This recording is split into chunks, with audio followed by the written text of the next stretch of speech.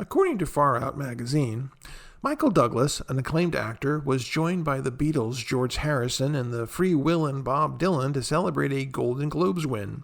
What might have unfurled as a simple story of Hollywood excess meeting rock and roll rebelliousness turned into something far stranger.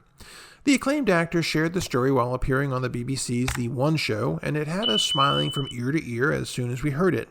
It puts the two musical heroes in the space of unwelcome guests at a house party, which, considering their stature, is incredibly enjoyable.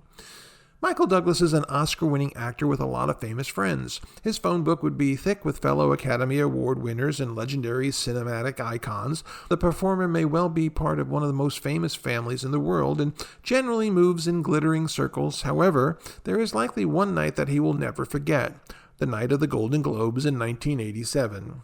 Douglas was staying at a hotel in Los Angeles as he prepared for the 1987 Golden Globes and was walking through the lobby, noticed one of his favorite musicians, George Harrison. For many people's Douglas age, Harrison would have represented the upper echelon of musical genius, meaning it would have taken all his strength to avoid rushing straight over to the star and figuratively kissing his feet.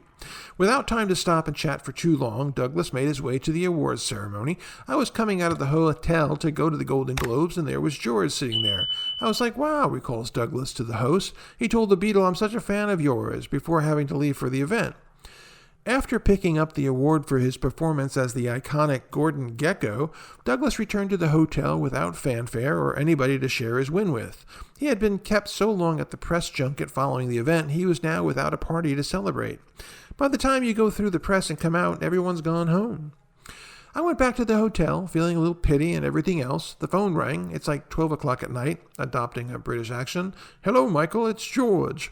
For many, this would be enough to litter their diary pages with effusive joy, but it got better for Douglas. Can me and my mate come by and say hi? Asked the former Beatle. Yeah, come on by, responded Douglas, unaware of who he was about to walk through the threshold of his hotel room. After a knock at the door, there's George Harrison, walks in with Bob Dylan. The studio erupts with awe.